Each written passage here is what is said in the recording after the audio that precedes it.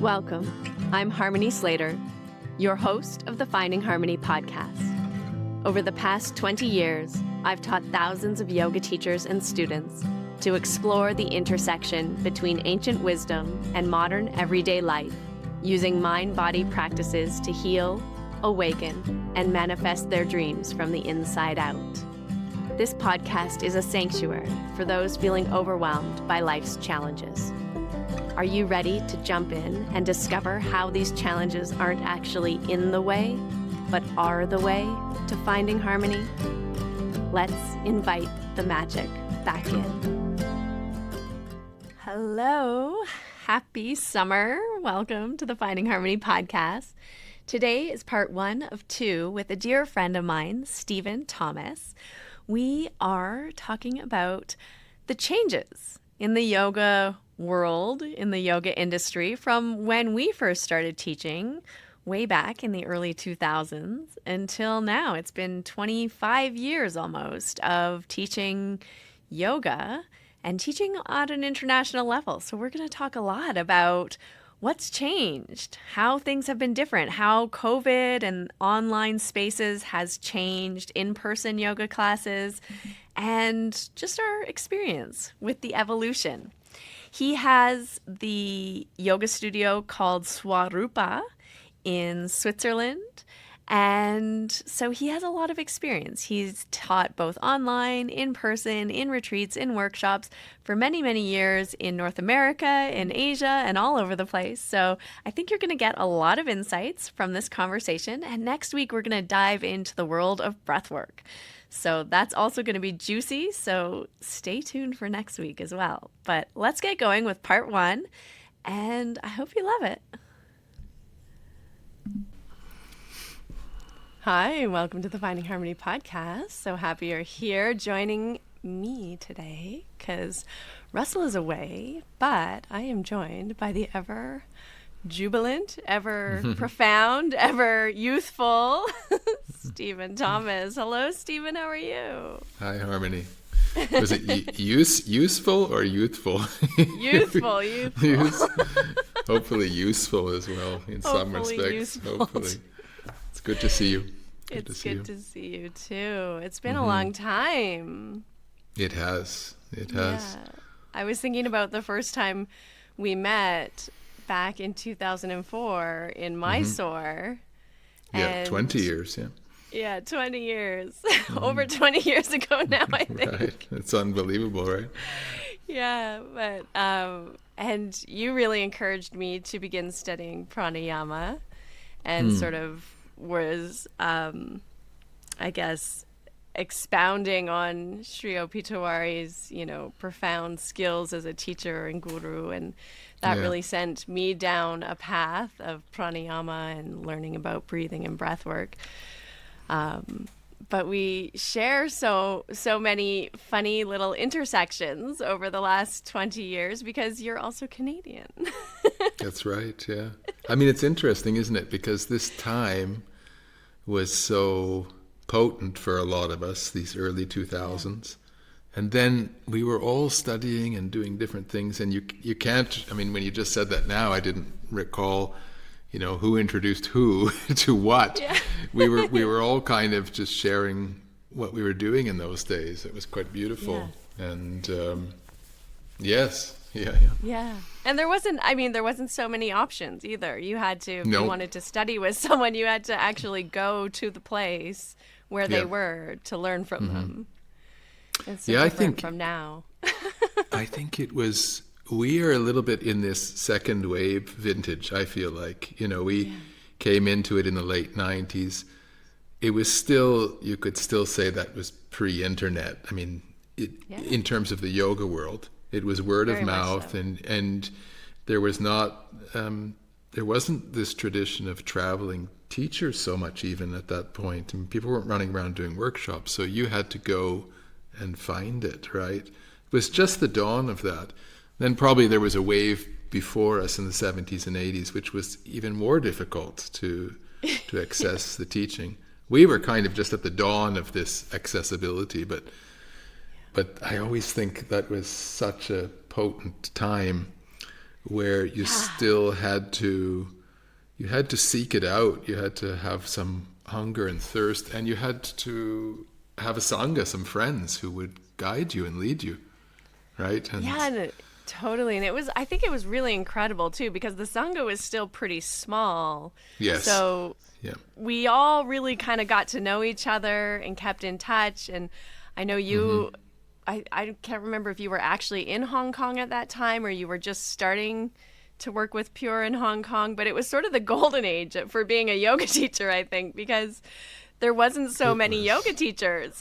No, it was unbelievable. In fact, I mean, it was that was the time where this little studio that we had in Whistler, Canada, had spawned. I mean, that's a whole podcast in itself, but that little studio had spawned an idea. It was two guys who came to Whistler to ski, and Patrick actually taught them some yoga, and they were a bit blown away by it. Make a long story short, they went back, and they had always dreamed of opening as a side business a gym, and they just got turned on by yoga. This was 2001, I believe, or two, and they ended up opening up Pure Yoga, and then they invited us to come. I mean, that was just so fortuitous and serendipitous. It was crazy. It was way over my head. I was way over my head. Yeah, but you had such a sweet deal. I remember, like, housing it was crazy. And like a food it was budget, crazy. and like thousands and thousands of dollars. Yeah, it was crazy. And I said to them, I mean, I had nothing to lose. I was so naive. I just said, I just need a lot of time off to study and to travel. And of course, it was a jumping off point, Hong Kong, to get to India and to get to Thailand, which is the two places we were going all the time. Yeah. And they said, sure, just make sure the room is full. But to your point, the biggest issue we had in those days was we couldn't find teachers. There was far too many students for the number of teachers that would exist. And so I think also, like, I'm jumping ahead a little bit here, but it's why this teacher training phenomena exploded at that time, because actually the number of people getting into yoga in that phase of time far outstripped the number of teachers that were there. Yeah, I mean, the mere fact that they had to bring teachers from Canada or North America or Europe over to Asia to teach. I mean, Asia really hadn't kind of gotten into the yoga craze. They were just starting. So there was really no teachers in those places like Taiwan or Hong Kong or, anywhere in China. I mean, Taiwan was fascinating because there was no teachers there, and yet that culture had such a rich tradition of Qigong and Taoism and Tai Chi, and they really were very aware of prana, chi, and they were aware of how to move and breathe, and so it came to them quickly. Alex was there, and and they were phenomenal students. I mean, and they very quickly became wonderful teachers. But there was a moment where actually there were so many people who wanted to learn it, but there was no teachers, and then it balanced itself out, and then there was quite a beautiful, strong local teaching community, but it took time. Yeah, it's so interesting to sort of, I guess, have this through line of watching yoga really grow and being in it at the very kind of, maybe not the origin of it, but early stages. Into wave two. Wave two, exactly. Into like late stage capital yoga. Exactly. Into the literal free for all that we exist in now. That's been quite a trajectory to watch that. What do you think? When do you think it changed? When did teaching and teachers, because you have a school now still, and and you were traveling and teaching for a while too, but when did you really notice oh, things are really shifting here. Do you think it's a recent kind of shift that's happened, or do you think it started even before the pandemic? I know the pandemic like was a massive push where everyone was online all of a sudden, and it really felt like it's changed the whole feeling and landscape of yoga. But I'm curious if you feel like it was kind of starting even before that. Yeah, I mean, we talked last night or whenever it was, just briefly. And then I was thinking about that. I mean, I think for sure, I mean, maybe I'll answer it a little bit and we can dialogue back and forth. I still think if I lean back to 2015, 16, 17, this range, there was still a lot of dedication to, the yoga studio. Mm-hmm. People would see the yoga studio as a focal point. The yoga studio would often, if it wasn't an aligned studio like in an Iyengar or an Ashtanga tradition or something like that, if it was a mixed-use studio, which is what really realistically most studios are like that, they're offering and within that umbrella of that studio might exist some traditional forms and some, let's say more open forms and modern forms.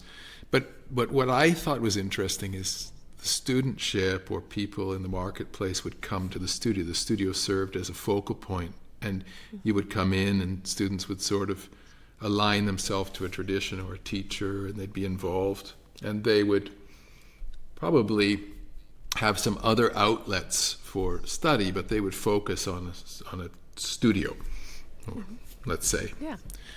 And that changed dramatically. I mean, I still feel like that was pretty solid up until 17 or 18. And what seems to have happened, I think, is two things. One is at some point, the game of the teacher trainings, I mean, people who get into yoga now don't realize 20 years ago there was not really teacher trainings. No, just not David really. Swenson. Yeah, right? I mean, Paul started a little bit. And I mean, there were, and those teacher trainings were mostly steeped in some tradition, right? Mm-hmm. Mostly, I would dare say. I mean, they mostly were. And then you had things like schools which didn't have a teacher training per se, which were more like you just were in the school over a long period of time, and maybe the teacher training was 4 years or 8 years, or it was until the teacher said, okay, assist my class or substitute my class. But the teacher training phenomenon, which maybe we can trace that back to the early 2000s, I think what happens with that model is that it starts to dilute as time goes on, because I was thinking today as I was coming here to talk with you, like that people used to do a teacher training because they knew you, and or they wanted to become a teacher because they studied with you or practiced with you in your tradition or in your way or in your lineage, whatever it was. And when they finished their teacher training, they stayed in that umbrella. Yeah. And when you fast forward that model, it became more and more, or at least I noticed over the years, it became more and more that the ratio of people in the trainings started to shift, where by mid 2015 to 18, in this range, you would have a teacher training. I would talk to people who hold these things, and they would say, I almost don't know anybody who's in the training. And then you'd do the training, maybe the quality was very high, it was a very, very good thing, and then the students would disperse and they wouldn't be there anymore. So there was no thread holding this thing together. You know what I mean? And totally. Then I'm actually thinking it just a little bit like about, because we both assisted on one of Paul's teacher trainings. In Samui, and it was a little bit of both, right? Like he would have people coming in that probably never went back to Yoga Thailand, and just like it was just a through place because it was a vacation, so let's do a teacher training while on vacation. And then he had some students that were like more regular, that kept coming back every year to do a retreat, so it is sort of like interesting. That was definitely a shifting, I think, kind of time where there was like more seeking of experiences, yoga teachers, like taste testing, rather than buffet. as you buffet, as like rather than, as you say, really like taking a teacher. And even, I mean, you probably heard it, and I heard it so much, like you take one teacher, you study with one teacher, and this whole kind of like guru model, and this idea of parampara being a single line, feels like it was starting to kind of branch a little bit. And it was interesting because it was also the time, I think, when even in Mysore, they started really like talking a lot about parampara. You have to take the lineage. You have to be in line with the teacher, and no outside studying with other teachers. And I feel like that might have been even a little bit of a, always when there's expansion in one direction, right? There's kind of like a closing in and a contraction in the other direction. So it is interesting to kind of reflect on the cultural dynamics that might have like intensified this sort of one line of thinking, which is like you take one guru, death incoming if you take two. Yes. Versus but like, that ratio, test. The ratio of the buffet, it just started, it kept changing. So I think when you fast forward, then you had people starting to run teacher trainings or run schools or open studios. Don't even say teacher training, just they started to open their own shala or their own studio, however you want to call it. And they had no ground or lineage or like where, and so it just gets thinner and thinner.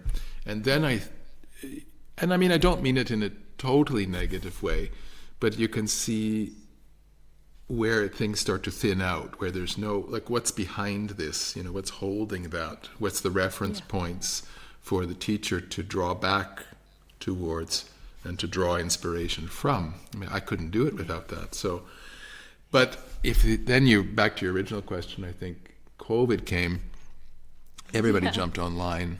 And I think if I just look at what's happened in Switzerland as a microcosm, everybody jumped online and everybody started to teach from their living room, for lack of a better expression, right? And when things got back to normal, which happened relatively quickly here, something fundamentally had changed. And that was that there was an appetite in the student, which didn't exist before, to go and do yoga in someone's living room or to do it online with them. And that changed the way that the studio played a role of sort of a central meeting point for people. And that was a dramatic change, or I've experienced as a dramatic change. Although recently I find quite a strong affinity for people to get back. They're just craving connection again. Yeah, I think there's something really powerful too about accountability and showing up for yourself because there's someone else holding the space for you. That makes practicing so much easier than trying to do it at home in your living room. Where you can turn off the camera, or you may or may not have to show up, which is totally cool. And I have like zero problems with people practicing not on camera if, they're not feeling it. Because, I mean, the camera itself is kind of like a little bit of a distraction, right? You're like always like checking yourself out. How does my side angle look exactly? Like thought it looked better than that. Right. I mean, it has like both like positive and negative kind of things, right? It can help you because you can be like, oh, I should really do that. Or it can also be just another layer of kind of like taking you out of yourself rather than helping you go into yourself. Yeah. I mean, I was listening yesterday to Robert Svoboda, and it was a beautiful talk about Vimalananda, and which was his tantric guru, and And then in the conversation, he was talking with Dr. Fred Smith, I think, and they were just sharing stories about the time with Vimalananda just before his death. And I mean, it's not it's obvious to say this, but it's so important to remember it, that they were talking about being in the field of someone who has progressed along any trajectory for a little while, whatever it is, a painter, a musician, a meditator. And so there's something which is happening in the field, because the mind is not fixed just within ourselves, it's fluid. So this idea of being with others changes completely the experience of what it is we're doing. And that's beautiful. And that is part of why we would practice together. There's certainly amazing reasons to practice alone. That's part of the practice. Yeah. But there's so much gathered through this transmission, right? Through the shared karma, the shared experience, which is missing when we let go of those sort of lineages or traditions, or being connected, even as spiritual friends. We don't. I struggle sometimes when I'm teaching, because I think I've never been interested to be a guru, that's for sure. But yeah, there's something which can be offered through being in each other's field of experience. Yeah. 100. I mean, this. I'm stating the obvious, but this is a bit what misses somehow when everything is so dispersed and we're catching things on a very thin level only, kind of grab from it, just consume. I mean, we live in this consuming culture. Yeah. And rather than a participatory sort of experience. Yeah, and I think you're speaking to something that sometimes we miss, especially if you haven't gone deep into something. If you've just been tasting, and I mean, not to be cliche, because we all, I think, well, maybe not all of us, but I definitely know you've heard this one about, digging the well really deep versus digging many, many wells, right? And you only find the water when you dig one well, and you keep going even after you don't find water, on the second month and the third month and the fifth year and the 10th year, eventually you find the water. But this idea that only through really dedicating yourself to a path, and I think you can define that in different ways. So I don't think it needs to be so restrictive of only Ashtanga yoga, right? But understanding what your path is, or what the method is that you want to learn, and spending time with it. And time is much more than 1 year. Right? The longer you spend practicing anything, right? And this goes for, like you say, with music, art, I don't know, coaching, therapy. If you want to get good at something, you have to do it, and you have to practice it, and you have to study with a master, with someone who's excellent at it, and learn from them and be in their presence and watch how they interact and how they do the thing that they're doing.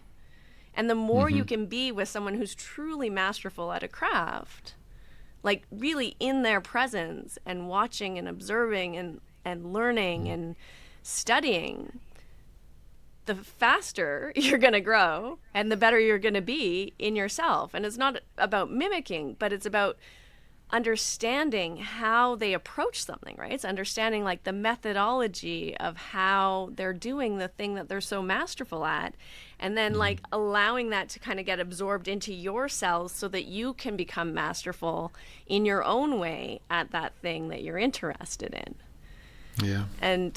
I think we kind of do miss that when we're just tasting all the time all these different little yummy bites of different things, or just asking tell me how to do this, and then I'll go and do it. And that's very, very different. I was thinking as you were speaking that I mean, even just back to this very recent listening to Svoboda talking about Bimalananda, he said, he didn't really teach us anything. We watched how he moved through life, and we were just close to him. And he said, when I think back, I mean, there wasn't any grand lectures or any big dissertations. It was, we were with him and we observed, and through observing, we somehow mimicked, like to use your word, we would mimic it, or we would experience it through his experiencing of it.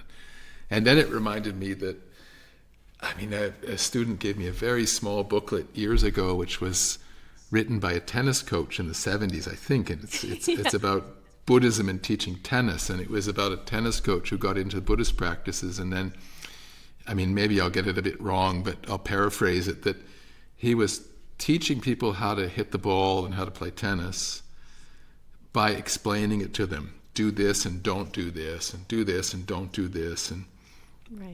And then he realized there's quite limited success in this idea of just presenting sort of the written framework or the the do's and don'ts. And he said he changed it a little bit, and he said, just watch me hit the ball. Just watch me. And then he said, now do what I did. And he said the success, I'm really paraphrasing it, but it was beautiful. Yeah. The success rate went just way, way, way up. Just feel what I'm doing and watch what I'm doing and mimic it, like not just visually, but mimic the whole experience of it. That's really beautiful, I find, yeah. Yeah, yeah. It's like an embodied experience. Yes, I think we learn in different ways too, right? So it's kind of involving all of our senses to actually learn something. Yes, yeah. I thought, I love this the story of the digging the wells, for sure. We've talked about that a lot, or think about that a lot. And I said to you last night, for me, it doesn't work for everybody, but for me, I've always sort of held naturally a stance of 70-30, which is I've felt like 70% of my practice goes into one way, whatever that is. And Tuari always told, find something you love, because you have to love it, and then just dedicate some time and watch what will happen. Just be with it for a long time. And then 30%, that was my own thing. I just thought, I have enough vata. I need to explore a little bit on the outside edges of things. But it's always helped me to stay curious and non-dogmatic, and it's given me a reference to question my own traditions and my own ways. And sometimes it's informed me, and I'm like, wow, that's very interesting. I find that very useful. I'll bring that in. And this 70-30 rule, or whatever it is, 80-20, it seems to have inverted with a lot of people. They have something which is central to them, but it's like 20 or 30%, and then the rest is just all over the place. And it's hard to grow that way in any path, I think. Yeah. And I think also there's there's a time for experimentation as well, to find what you love. Yes. Yeah. But then you actually have to find it. That's hard. That's hard for a lot of people now, because there's so much on offer. Yeah. I think that's hard. People are just and how do you feel about that? I think I get overwhelmed thinking about it. Yeah, you have to. I think there is a lot. To some extent, I think it's easy to get paralyzed by choice, right? The beginning of choice is the beginning of suffering somehow, in a way. Totally. It is, right? And so then, isn't it also true, you just have to pick something. Pick something you like, and then just focus on that. And, David Frawley, who my wife and I study with a lot, he always says, just why don't pick something, get out of this paralysis with so many things, pick something, and just dedicate the next couple of years to that and see what happens. Watch what happens. Yeah. I mean, look at this. Even, I mean, I'm inspired. We haven't seen each other for a long time, and then you've obviously dedicated a lot of energy to this, and then it gathers some momentum, but it's hard, isn't it? Because there will be tough periods, and there will be boring plateaus, and this is where many people jump off, right? Yeah. They find the first, it's not linear. It kind of, does a bit of this. Mm-hmm. And sometimes it's just like this. And you have to ride the plateau for a long time. Yeah, I think if anything, that's like what a daily Ashtanga yoga practice has kind of taught me the most. And even in periods where I've let it go and just been like, you know what, I can't do this. It's not working for me right now. Mm-hmm. What I've taken from all of that foundational work, all of that groundwork in doing the thing every day is that discipline and consistency. And I know I can always take that and apply it to anything that I do, and I do, right? I mean, I think that's kind of the gift in when you're really into something and you're really disciplined to it and creating a craft out of it, or you want to get really good at it. You understand, like, oh, if I really want to get good at this, I actually have to do the thing, and I have to do it every day, or at least like fairly regularly, like consistently, or I'm not going to grow. I'm not going to get better. Yeah, it's impressive, and it's beautiful to see anybody who's dedicated time to anything like that. It's to be bowed down to, because it's a big effort to do that. But you're right; it has a vibration which goes into other aspects of life, because it gives a trust and an endurance. Yeah. You start to understand a little bit the nature and rhythm of things, and this can be applied, right, to other things. Yeah. Yeah, I guess that's why, like, with age comes wisdom, because you've actually endured life for so long. I think so. I hope so. You can look back and be like, yeah, you know what? A lot of it's not that important. What's important is the endurance. Yes, yeah. Yeah, just enjoying your life, staying alive, enjoying the simple things. Yes, and it's true. That's true. We get so caught up on things that ultimately are, I don't know, maybe just like passing by, I guess maybe that's also where jnana yoga comes in, like going to the essence of something rather than getting fixated on the maya or the illusion of reality, right?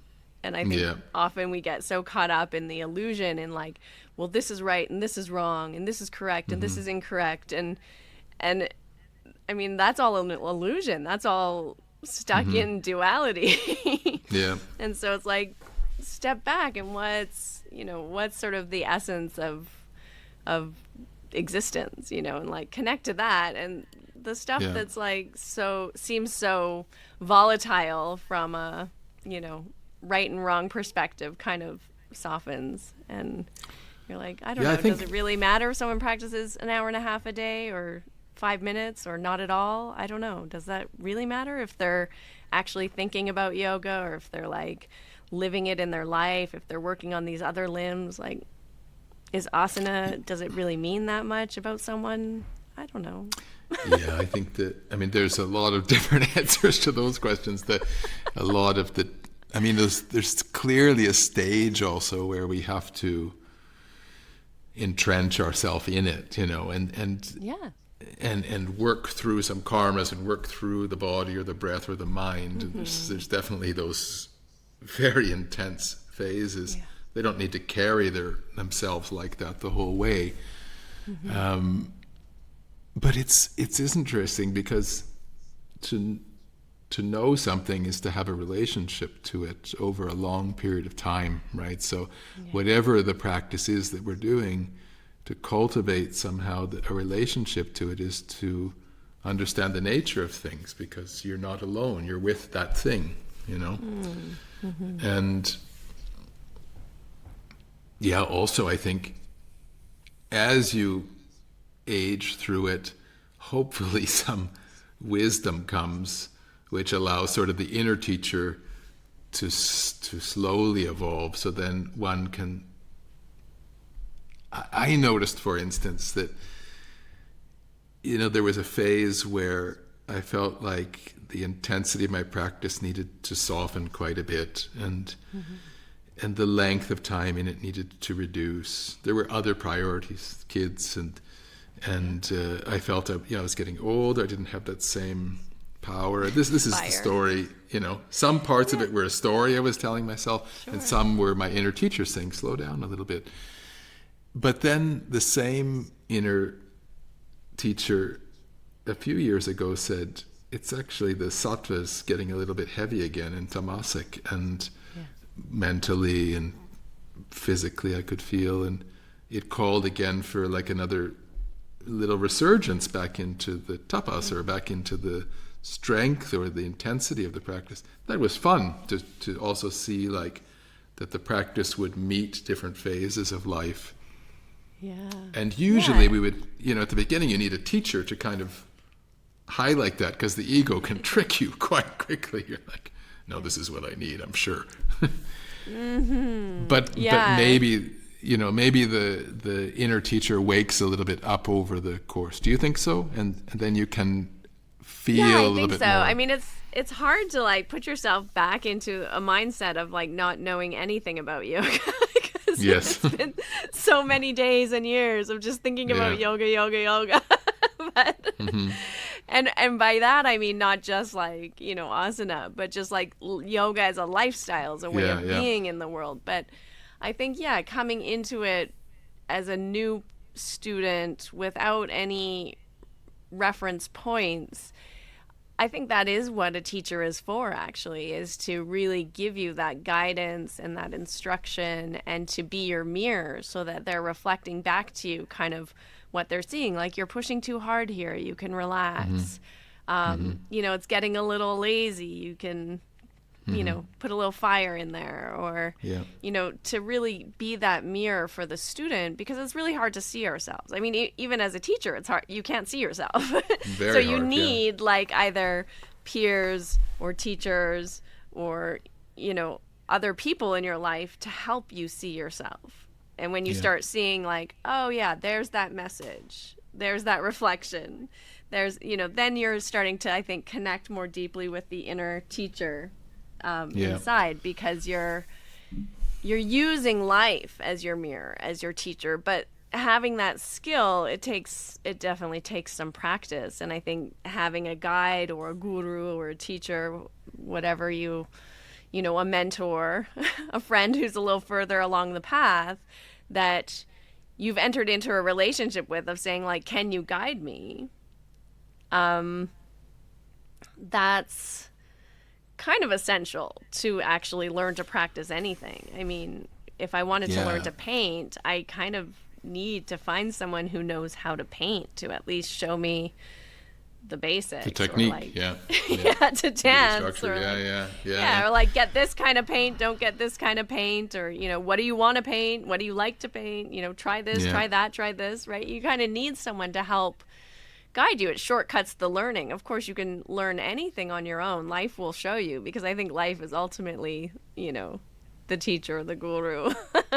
It will show you, but it might take 50 years to, get there. It could have taken you 5. I always thought it's a little bit like you were standing.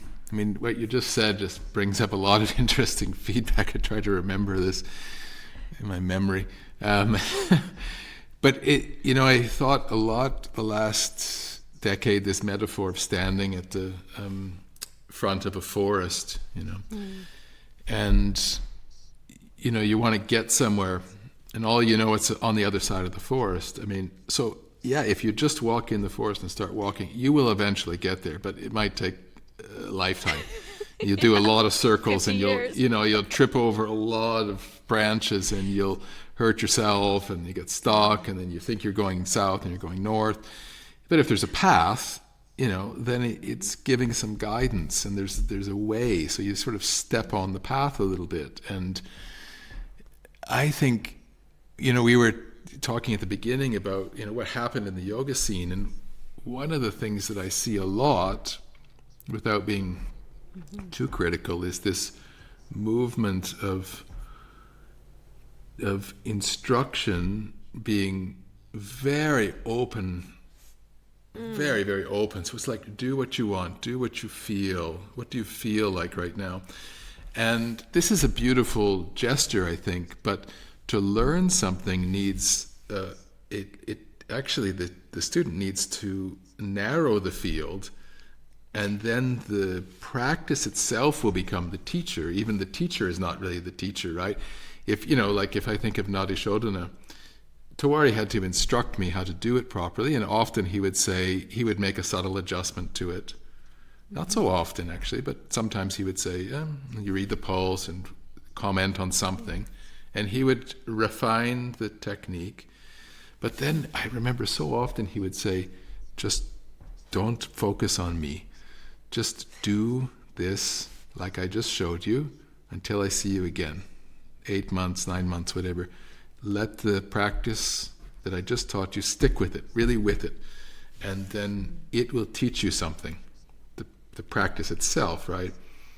And I just think that's so useful. So you're right, it's like the teacher acts as this guide and mirror, absolutely. And a little bit like Jack Kornfield would say about his meditation teacher, when he asked him, what are you doing for me? And he said, I'm just kind of watching you walking along a very narrow ridge, and all I'm doing is just saying, a little bit to the left, no, a little bit to the right, don't fall off, because it's a razor's edge, And he said, that's all I'm doing, but you have to do the walk, I show you where the ridge is, I help you a little bit not to fall off it. Even showing you where the ridge is so beautiful. And then you have to walk it. Then walk the ridge. Don't walk 17 of them. Like you said, 1/4 of the way. Walk one and watch what happens. Yeah. And that's amazing. Just take a practice like Ashtanga or whatever it is, or the Pranayama that I was taught. Stick with it and let the practice become the guru, actually. And I think there's something so beautiful in what you said too about, it's something that I would often kind of criticize, like vinyasa classes or like some of these other classes, where it is like, do what you feel. And the whole point of yoga is actually to like balance or limit or reduce, weaken the forces of the raga dvesha on us, right? So the desire and the aversion are supposed to become less so that our mind is balanced. And so when we're just doing what we feel, then we're actually strengthening raga dvesha. And so and the opposite of yoga. Abhinivesha, it's true, actually. It's very much strengthening that. It's just, I just stick with what I want and push away what I don't want. Or Nirodha, right? Because Iyengar's been such a big influence on me. So many times I think the obsession with the alignment can be mistaken, and it can be taught as an obsession, without a doubt. But the intention of it often was that when you're in Trikonasana, I want you to be able to feel the outer edge of your little toe. And the beauty of that is that it's a channeling, right? It's a narrowing of the vrittis, a narrowing of the awareness through one channel into one place as a meditation. Maybe it's a line along the side of the ribs, down through the outer hip and into the little toe. And it's beautiful to be in that form and feel like I can move my consciousness like a Nirodha in a channel into that space. And so maybe it's like you said, it's both the weakening of the kleshas when there is a direction and a focus, and the strengthening of the consciousness into a channel where it has to sit. Go into shoulder stand for 5 minutes and see, get yourself in a safe position of it, for sure, don't hurt yourself, but then be in it and be still, and then it becomes like Chittavriti Nirodha, right? And you have to be with it.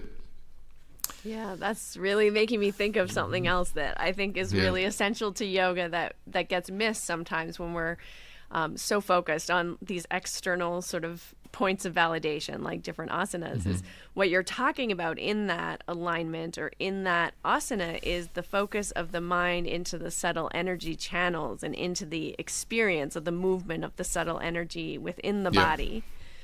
Which is like the essence of yoga asana. Like that is what asana is meant to be, really, is turning the attention inward to focus on these channels, on these energy channels and the movement of prana in the body. And I mean, ultimately, right, to be able to channel that energy through Sushumna for awakening, right? But we can't channel the energy through Sushumna for awakening if you can't even think of your baby toe. Exactly. So, or you, but then, you can't. but Sorry, go then ahead. what happens is we in today's yoga glam age, everyone's so obsessed with like doing a handstand or like shaking their asana on Instagram or doing whatever big external posture. I mean, it's all a show, which is all so external, and it has nothing to do with actually the internal movement of the energy and like paying attention to the direction of that internal energy, which is very much married to our breath, right? The movement of prana. And again, in a way, it's like adds this extra layer of avidya or like confusion, misperception about what yoga actually is. Like, it's not muscling your way into postures or holding a handstand for 10 minutes or a shoulder stand for 5 minutes. It's the mind and like feeling the movement of energy in that, right? And I think it's like a subtle shift in our focus. Like, you can hold these things for a long period of time. But like, where's your mind and what's the purpose, right? Like, what's the intention in the pose, right? Or because for yourself in the pose, maybe. I was thinking as we're saying this, it's like the sankalpa is so important. What is the intention? Because to be fair, I have some friends here in Bern, and I find them quite dedicated in what they do, but they practice in a very different way than I do. Their movement is much more free, but the intention behind it is also to become aware of how prana moves in their body, to really feel the dance of that and connect to it. And within that, there's some dedication and structures and some ways of moving and some encouragement of how you would do that. So I think there can be many different genres of music, but the idea is, how do we work with the notes, And so you're right. It's not the 5 minutes of the headstand is not the point. It's that the length of time allows the stillness to come. And if the intention is there that I want to become more aware, I want to feel what's happening chronically, then the length of time is useful in this case, for instance. Yeah, I love that. I love the analogy to music, because I think, again, it relates back to learning. You have to learn the basics. You got to learn some scales. You have to understand what notes work well together if you want to, to make music, any kind of music. You have to have an understanding of what sounds good, whether it's heavy metal or classical music. I mean, the essence is kind of the same in a way, right? Yeah. I think that's why, somebody like, I'm a little bit intrigued, or I have been for a long time, with somebody like Rick Rubin, who is, a great producer of music. He's able to move between genres because the intention behind it is to bring out the essence of this creative force, So then it doesn't matter whether it's hip hop or grunge or country music or what. It was really interesting. My son plays the bass in his band, and listening to a conductor, a professor who is a musician, a conductor, give a lecture to them, and having him teach them how to listen to music and what makes music good, right? And how each section of something is highlighting, like whether, here, this is the trumpets being highlighted, and now the trumpets have to be quiet because we're highlighting the flutes, and like how the music itself is actually movement of sound around space. And it was so profound listening to him, because I thought to myself, I've never thought about music like that before in my whole life. Yeah. And what a beautiful kind of way to hear music. And so now I always hear music very differently, just based on like this 5-minute lecture that he was giving them, and like also having them practice and demonstrate and, keep repeating a section of a piece and change little things, and just hearing these minute changes, how it brought everything to life, and they sounded so much better after sort of, repeating it several times with different kind of emphasis, one part getting higher, one part getting lower, one part, different ways of playing the notes, like so subtle, such subtle things. But it changed the whole experience. Yeah. And once it's beautiful, but it's interesting too, right? Because once it's been pointed out to you, you can never not hear that. And that's also beautiful in our tradition, isn't it? It's like you can't be conscious of something which is unconscious. So the only way to create that, that's why it's so funny. Like people, you go to the bookstore and it's full of all of these self-help books, but I mean, it's hard to do that unless there's some method to awaken that which is covered. And then once the consciousness is brought there through whatever practice it is, it's hard to ever see it again without seeing that. Like you say, you'll never hear music. You will always hear music in a different way now, and that comes out of this mastery or out of this way of teaching something and allowing it to become conscious in somebody. It's amazing what you just said, because it's you study some art and then you learn something a little bit about what's behind that. You dive a little bit past the surface, and then you see it in a different way forever. Yeah, it's beautiful. But like, in order to, again, it's interesting, because in order to really teach that, right? Like, I couldn't just like stand up there now after hearing it. It's like I got a beautiful taste of how he's hearing music, but like, my God, he's hearing music on a whole different level than I'm hearing music. Yeah. And in order to really teach that and transmit that and help other people also be able to not just hear it, but to then play it and do that, you really need that level of mastery, which only comes from the repetition again and again and again, and the practice over and over and over again, and going deeper and deeper and deeper, so that you can hear those minor subtle inflections, right?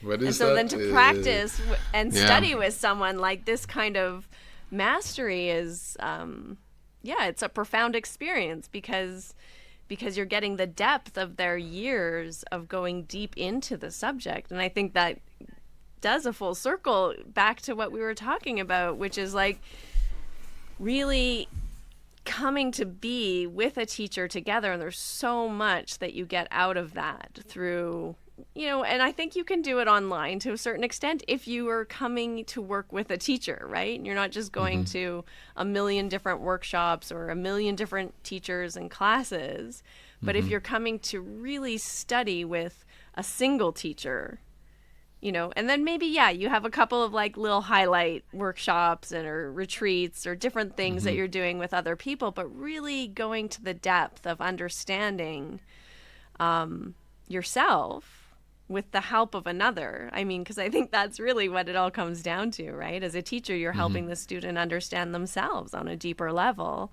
when it comes to yoga. You can't really get to that depth without developing that relationship, and that relationship comes with time, and that relationship comes with consistency. Yes. Yeah.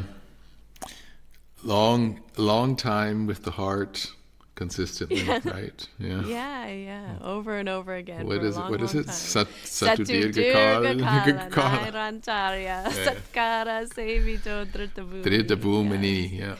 Yeah. I always liked that one. I liked how it Yeah. sounded. Yeah. But So up there. tell everyone where they can find you now that you've moved into your cave. Yeah. Yeah, I have a little. Actually, I take that away. I have a studio. It's not little. It doesn't have to be little. I have a studio called Svarupa. Svarupa, the sense of one's essential nature. Form. Yeah, form. Yeah, essential form. Svarupa. So I have a website, svarupa.com, and Stephen.svarupa is my Instagram handle. And my wife and I are based here in Bern. She's studying Ayurveda and teaching wonderful yoga, and I teach in Bern and Zurich, and I teach a little bit online, and all of that can be found through the website. And when the karma leads someone, it will lead someone. Yeah, exactly. That's beautiful. Thanks, Harmony. Well, Amazing to chat. Thank you so much for being here. Yeah.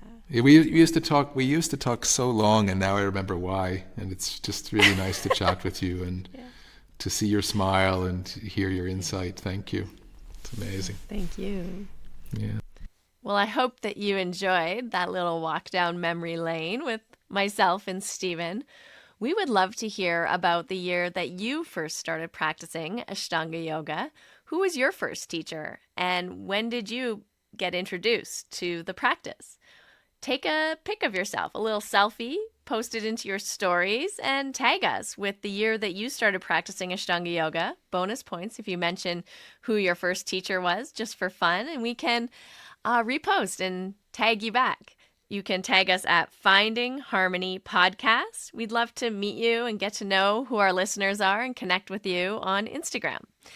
Be sure to stay tuned next week when Stephen and I look at how breathwork and pranayama has exponentially grown and expanded since we were first introduced to the pranayama practices, but especially in the last 4 years, what's gone on in the world of breathing. So it's a really great part 2 to this part 1, and I know you're going to love it and also learn a lot about what it was like in the early days trying to find someone to teach you pranayama practices.